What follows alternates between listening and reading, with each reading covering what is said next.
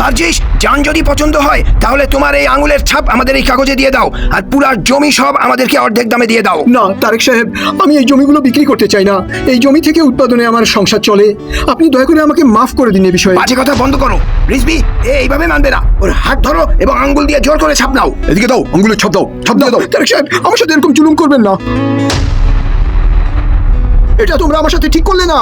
এখন কি করব? কিভাবে আমার জমি ফেরত নিব? থানাতে যাই। আসসালামু আলাইকুম হারুন সাহেব।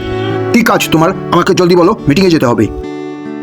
ওসি সাহেব, চেয়ারম্যান সম্পর্কে আমার থানায় জিডি করতে হবে। ওনার ছেলে তারেক সব জমি আমার লিখে নিয়েছে আঙুলের ছাপ দিয়ে জোর করে। ওই চেয়ারম্যান পরিবার, তুমি জানো কার সম্পর্কে কথা বলছো? কেন নিজের জীবনটাকে বরবাদ করার জন্য লেগে পড়েছো? স্যার, আমি জানি এই জমি ছাড়া আমার সম্বল বলতে আর কিছুই নেই। আপনি আল্লাহর ওয়াস্তে আইনগত কিছু ব্যবস্থা নিন। দেখো, আরেকবার চিন্তা করো। আমি এখন কাজে যাচ্ছি, তুমি কালকে আসো।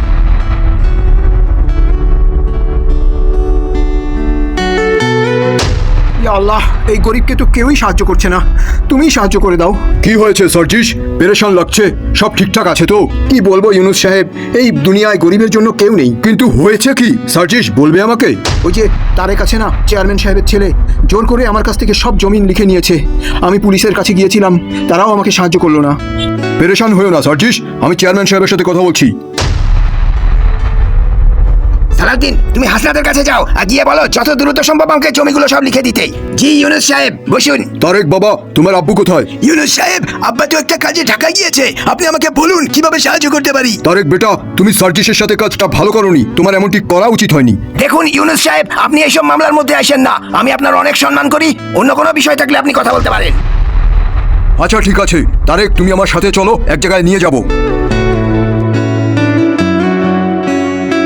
আপনি আমাকে কবরস্থানে নিয়ে এসেছেন কেন? বলছি তারেক, অপেক্ষা করো। ওই দেখো, তুমি জানো ওটি কার কবর? জি না ইউনুস সাহেব, বলতে পারছি না। এই কবর এলাকার সবচেয়ে বড় জমিদারের ছিল, যিনি সবার কাছ থেকে জমি দখল করে নিত। আর আজকে দেখো কতটুকু জমি পেয়েছে সে। তুমি চাও যত জমি দখল করো, কিন্তু তোমার শেষে এইটুকুই মিলবে। কেন এইটুক জমি আর সম্পত্তির জন্য মানুষের হক নষ্ট করছো দুনিয়ায়? জি, আপনি ঠিকই বলেছেন ইউনুস সাহেব। আমার এখন অনুশোচনা হচ্ছে।